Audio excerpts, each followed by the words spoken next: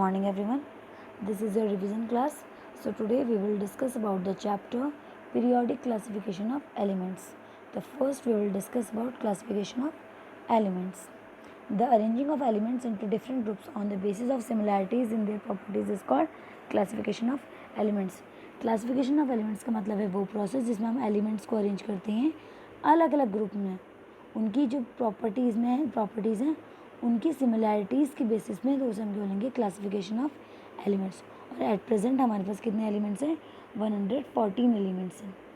Next is early attempted classification of elements, कि earlier attempt earlier वो क्या क्या तरीके थे जिससे क्या एलिमेंट्स को क्लासीफाई किया गया। सबसे पहले जो एलिमेंट्स क्लासीफाई हुए थे वो 30 एलिमेंट्स हुए थे, ठीक है, दो कैटेगरीज में, मेटल्स और नॉन मेटल्स में।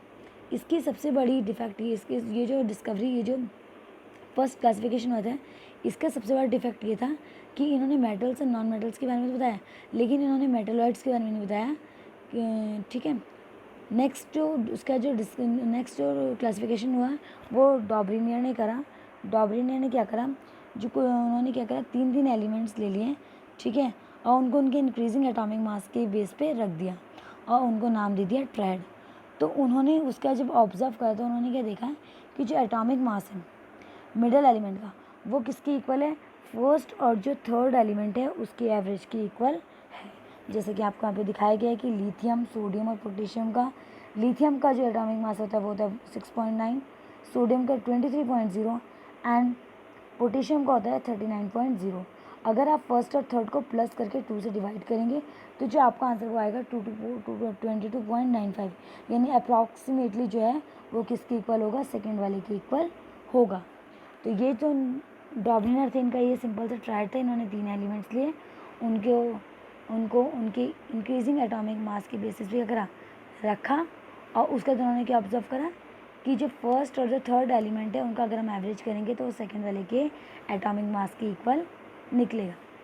नेक्स्ट हमारे जो साइंटिस्ट है उनका नाम था न्यूलैंड, ठीक है। न्यूलैंड जो थे उन्होंने क्या करा, न्यूलैंड का जो लॉ है, ठीक है, उसका नाम है न्यूलैंड लॉ ऑफ ऑक्टेव्स, ठीक है। न्यूलैंड ने भी सेम वही अप्लाई करा। उन्होंने क्या करा, एलिमेंट्स को इंक्रीजिंग एटॉमिक मास की बेस पे क्या करा, रखा, और उन्होंने देखा कि जो फर्स्ट और जो 8th एलिमेंट है, यानी फर्स्ट के बाद जो 8th एलिमेंट आ रहा है उनकी प्रॉपर्टीज़ में क्या है, सिमिलैरिटी है।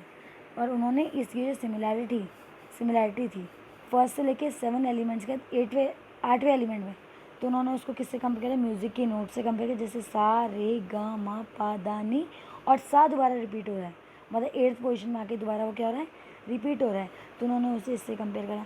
तो यहाँ पे आपको दिखाया गया होगा कि जैसे सोडियम जो है फर्स्ट एलिमेंट जो है, ठीक है, यहाँ पे जैसे आपको दिख रहा होगा कि जो फ्लोरीन है थर्ड नंबर पे, देखो फ्लोरीन और जो क्लोरीन है, ठीक है, वो दोनों की उन दोनों की क्या है, उन दोनों में क्या है, सिमिलैरिटी है, ठीक है। और हर एक 8th एलिमेंट, मतलब 7th का 8th एलिमेंट में क्या हो रहा है, प्रॉपर्टी क्या हो रही है, दोबारा रिपीट हो रही है। इनका जो क्लासिफिकेशन थी उसकी भी कुछ डिफेक्ट्स थी, ठीक है। इनके क्लासिफिकेशन का डिफेक्ट ये थी कि इन्होंने बोला इसके आगे कोई भी एलिमेंट्स फ्यूचर में डिस्कवर हो नहीं होगा। और इनकी जो डिस्कवरी थी, ठीक है, उसमें इन्होंने बोला कि उसमें इन्होंने क्या करा कि जो डिफरेंट प्रॉपर्टीज़ के एलिमेंट्स थे, यानी वो एलिमेंट जिनकी प्रॉपर्टीज़ डिफरेंट थी उनको एक साथ रख दिया, ठीक है, और जिनकी प्रॉपर्टीज़ सेम थी उनको क्या रखा, अलग रखा। थर्ड इनका जो डिफेक्ट है वो ये था कि इनका ये जो लॉ ऑफ ऑक्टेव्स था ये सिर्फ कोबाल्ट तक ही फॉलो हो पाया था, उसके आगे फॉलो नहीं हो पाया। उसके बाद हमारे नेक्स्ट है मैंडलीव ने अपने पीरियोडिक लॉ दिया। इन्होंने बोला कि जो प्रॉपर्टीज़ है एलिमेंट्स की वो क्या है, पीरियोडिक फंक्शन है उसके एटॉमिक मास के, ठीक है। इन्होंने अपना एक टेबल दी जो आपको यहाँ पर शो की गई है, ठीक है। ये पहले ऐसे व्यक्ति थे जिन्होंने क्या करा, इन्होंने एटॉमिक मास के साथ साथ उनकी प्रॉपर्टीज़ की बेस पे भी क्या करा, एलिमेंट को क्लासीफाई करा। ये पहले ऐसे पर्सन थे जिन्होंने ऑक्साइड्स और हाइड्रेट्स के बारे में बताया, और साथ ही इनकी जो पीरियोडिक टेबल थी उसमें क्या थी, पीरियड्स और ग्रुप्स में इन्होंने क्लासीफाई किया था। लेकिन इनकी जो पीरियोडिक टेबल थी उनमें भी कुछ कम, इनकी जो पीरियोडिक टेबल थी पहले उसकी मेरिट्स कहना पड़ते हैं कि क्या उनमें अच्छाइयाँ थी। इन्होंने जो एलिमेंट्स को क्लासीफाई करा वो एटॉमिक मास और प्रॉपर्टीज़ के इसने करा। इन्होंने क्या करा, कुछ स्पेसेस वैकेंट छोड़ी, यानी कुछ गैप्स रखे अपने पीरियोडिक टेबल में, ताकि जो एलिमेंट्स जो है फ्यूचर में डिस्कवर होंगे उनको वहाँ पे फिट किया जा सके। ओके, उन्होंने क्या करा, एलिमेंट्स की प्रॉपर्टीज़ को ले लिया और बोला कि फ्यूचर में नए एलिमेंट्स डिस्कवर हो सकते हैं। इन्होंने एक का बोरोन, एक का एल्यूमिनियम और एक का सिलिकॉन के लिए क्या छोड़े थे, स्पेस छोड़े थे। ठीक है, जो बाद में जो डिस्कवर होकर आए वो आए स्कैंडियम, गैलियम और जर्मेनियम के नाम से क्या है, आए। ओके, नेक्स्ट इनकी जो मेरिट थी वो ये थी कि जो इन्होंने इनर्ट एलिमेंट जो थे उनको क्या रखा, एक सेपरेट ग्रुप में रखा। ठीक है, लास्ट में। ओके, अब आते हैं इनके डिफेक्ट की बात।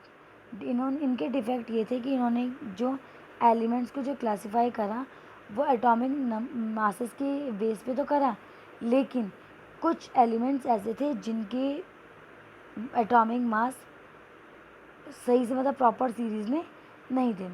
सेकंड इनका डिफेक्ट ये था कि इन्होंने जो हाइड्रोजन है उसको एक क्लियर पोजीशन नहीं दी, क्योंकि जो हाइड्रोजन है उसकी प्रॉपर्टीज़ नॉन मेटल से ही मिलती है और साथ हैलोजन से ही मिलती है और एल्कली से ही मिलती है। ठीक है, तो इसीलिए इन्होंने जो क्या है प्रॉपर मतलब उसको पोजीशन नहीं दी। एंड थर्ड जो है, इन्होंने आइसोटोप्स के डिस्कवरी के बारे में कुछ भी नहीं बताया था। ओके, उसके नेक्स्ट हमारा मॉडर्न पीरियोडिक लॉ है जिसे हेनरी मोज़ाले ने दिया। इन्होंने बोला कि जो प्रॉपर्टीज़ होती हैं एलिमेंट्स की, पीरियोडिक फंक्शन होती हैं एटॉमिक नंबर के। ठीक है, इन्होंने बोला कि जो एलिमेंट्स की जो प्रॉपर्टीज़ है वो क्या है, एक पीरियोडिक फंक्शन की तरह काम करती है उनके एटॉमिक नंबर के साथ। ओके, अब मॉडर्न पीरियोडिक टेबल के बारे में डिस्कस करते हैं कि मॉडर्न पीरियोडिक टेबल में जो एलिमेंट्स रखे गए वो इंक्रीजिंग एटॉमिक नंबर के बेस पे रखे गए। ठीक है, इन्होंने क्या करा, 7 हॉरिजॉन्टल रोज बनाई एंड 18 वर्टिकल कॉलम्स बनाए जिनको नाम दिए इन्होंने ग्रुप्स। ओके, फर्स्ट हम डिस्कस करते हैं पीरियड्स के बारे में। इनकी जो पीरियोडिक टेबल थी उसमें 7 पीरियड्स थे।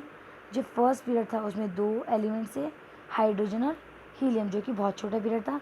सेकेंड जो पीरियड था उसमें 8 एलिमेंट्स थे, लिथियम से लेके नियॉन तक, ये भी शॉर्ट पीरियड था। थर्ड जो पीरियड था उसमें 8 एलिमेंट्स थे, ये थे सोडियम से लेके आर्गन तक, ये भी शॉर्ट पीरियड था। फोर्थ जो पीरियड था उसका वो था पोटेशियम से लेके क्रिप्टन तक, और ये क्या था, एक लॉन्ग पीरियड था, इसमें 18 एलिमेंट्स थे। फिफ्थ वाला जो पीरियड था उसमें 18 एलिमेंट्स थे, रुबिडियम से लेके जीनॉन तक, ये भी एक लॉन्ग पीरियड था। उसका सिक्स्थ में 32 एलिमेंट्स थे, सीजियम से लेके ठीक है, उसका नेक्स्ट जो 6 पीरियड था उसमें था सीजियम से लेके रेडन तक, ये भी एक लॉन्ग पीरियड था। और 7 जो पीरियड था उसमें 28 एलिमेंट्स थे। ठीक है, इसमें इन्होंने 14 एलिमेंट जो थे 6 पीरियड में थे। ठीक है, जिसको उन्होंने लेंथेनाइट्स बोला, और 14 एलिमेंट 7th पीरियड में थे जिसको एक्टिनाइट्स बोला। अब नेक्स्ट हम डिस्कस करते हैं ग्रुप्स के बारे में। ठीक है, इनकी जो टेबल थी उसमें 18 ग्रुप्स थे, जिसमें से 9 जो ग्रुप थे वो मेन ग्रुप्स थे। ठीक है, इसमें इन्होंने नॉर्मल एलिमेंट्स को रखा, ट्रांजिशन एलिमेंट्स को रखा, इनर ट्रांजिशन एलिमेंट्स को, एल्कली मेटल्स को रखा, एल्कलाइन अर्थ मेटल्स को रखा, हैलोजन्स को रखा और साथ ही साथ नोबल गैसेस को भी रखा। अब डिस्कस करते हैं कि जो प्रॉपर्टीज़ है एलिमेंट्स की वो किस तरीके से क्या करती हैं, पीरियड्स और ग्रुप्स में क्या करती हैं, डिफ़र करती हैं। ओके, तो फर्स्ट हम डिस्कस करेंगे वैलेंस इलेक्ट्रॉन के बारे में। अगर हम वैलेंस इलेक्ट्रॉन की बात करें, अगर हम मूव कर रहे हैं किसी पीरियड में, ठीक है, लेफ़्ट टू राइट, ठीक है, तो पहले तो वैलेंस इलेक्ट्रॉन क्या कर रहे हैं, जो वैलेंस इलेक्ट्रॉन है वो क्या कर रहे हैं, इंक्रीज़ कर रहे हैं 1 से लेके 8 तक, जैसे आपको यहाँ पे दिख रहा होगा। ठीक है, वैलेंस इलेक्ट्रॉन आपको यहाँ पे दिख रहा होगा कि लिथियम से लेके अगर हम नियॉन तक जा रहे हैं तो हमारे जो वैलेंस इलेक्ट्रॉन वो क्या हो रहे हैं, बढ़ते जा रहे हैं। और अगर हम इसी चीज़ को हम ग्रुप में देखें तो जो वैलेंस इलेक्ट्रॉन है वो तो क्या है, सेम है, लेकिन जो शेल्स है वो क्या कर रही है, इंक्रीज़ कर रही है अगर हम टॉप से बॉटम की तरफ जा रहे हैं। नेक्स्ट है वैलेंसी। वैलेंसी की अगर हम बात करें तो पहले जो वैलेंसी है, अगर हम लेफ़्ट टू राइट जा रहे हैं, लिथियम से लेके बेरिलियम तक जा रहे हैं, सॉरी नियॉन तक जा रहे हैं, तो पहले जो हमारी जो वैलेंसी है वो इंक्रीज़ कर रही है 1 to 4, एंड देन उसका 4 to 0 क्या कर रही है, डिक्रीज़ कर रही है। ओके, अगर हम वैलेंसी की बात करें डाउन द ग्रुप में, ठीक है, तो जो वैलेंसी है वो क्या है, सेम है सभी एलिमेंट्स के लिए। Okay, next is atomic size. अगर हम एटॉमिक साइज़ की बात करें, ठीक है, किसी भी पीरियड में, तो ये डिक्रीज़ करता है जब हम लेफ़्ट से राइट जाते हैं, लेकिन अगर हम टॉप टू बॉटम जा रहे हैं ग्रुप में, ठीक है, तो ये जो एटॉमिक साइज़ है ये क्या होता है, इंक्रीज़ करता है। Okay, next is metallic property यानी इलेक्ट्रोपॉजिटिव नेचर। अगर कोई पीरियड में मेटालिक प्रॉपर्टी, अगर हम लेफ़्ट टू राइट जा रहे हैं, ठीक है, किसी भी पीरियड में, तो जो मेटालिक प्रॉपर्टी है वो क्या करती है, डिक्रीज़ करती है। और अगर हम टॉप टू बॉटम जाएंगे तो क्या करती है, इंक्रीज़ करती है। उसी तरीके से नॉन मेटालिक प्रॉपर्टी यानी कि जो इलेक्ट्रोनेगेटिव नेचर है, अगर हम पीरियड मूव करते हैं तो इंक्रीज़ करती है लेफ़्ट टू राइट जाने, और टॉप टू बॉटम यानी ग्रुप में जाने में क्या करती है, डिक्रीज़ होती है। तो ये आपका पूरा चैप्टर था, कंप्लीट डिस्कशन था, ठीक है, जिसमें हमने क्या करा, पूरा चैप्टर डिस्कस करा। ठीक है, हमने इसमें देखा कि क्लासिफिकेशन क्या होता है और किस किस साइंटिस्ट ने किस किस तरह का क्लासिफिकेशन दिया। ओके, चाहे वो डॉब्रीनियर हो, चाहे वो न्यूलैंड हो, चाहे वो मेंडलीव हो, चाहे वो लास्ट में नील्स बोर हो। और जो हमारी मॉडर्न पीरियोडिक टेबल है उसको किसने बनाया है, नील्स बोर ने प्रिपेयर किया है। Okay, that's all for today, thank you.